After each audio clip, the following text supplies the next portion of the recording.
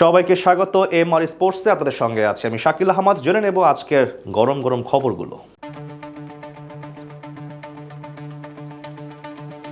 ভারতের মাটিতে খেলতে রাজি না হওয়ায় এবারের টি-20 বিশ্বকাপে জায়গা পায়নি বাংলাদেশ।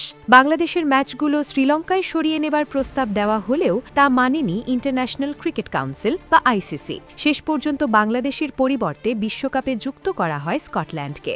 এই সিদ্ধান্তের পর ঘটনাপ্রবাহ নতুন মোড় নেয়। বাংলাদেশের প্রতি সংহতি জানিয়ে ভারতের বিপক্ষে না খেলার ঘোষণা দেয় পাকিস্তান। বিষয়টি ঘিরে আইসিসি ও পাকিস্তান ক্রিকেট বোর্ডের মধ্যে নিয়মিত যোগাযোগ চলছে।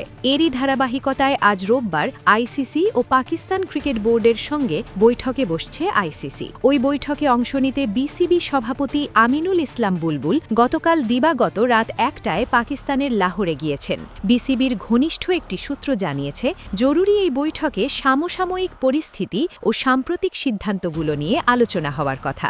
সভা শেষে আজ বিকেলেই ঢাকায় ফেরার কথা রয়েছে বিসিবি সভাপতির। বাংলাদেশকে বিশ্বকাপ থেকে বাদ দেওয়ার সিদ্ধান্তকে শুরু থেকেই অন্যায্য বলে দাবি করে আসছে পিসিবি চেয়ারম্যান মহসিন নাকবি প্রথমে বিশ্বকাপ বয়কটের হুমকিও দেন। পরে পাকিস্তান সরকার জানায়, বাংলাদেশের পাশে দাঁড়ানোর প্রতীকী অবস্থান হিসেবে ভারতের বিপক্ষে ম্যাচটি খেলবে না পাকিস্তান।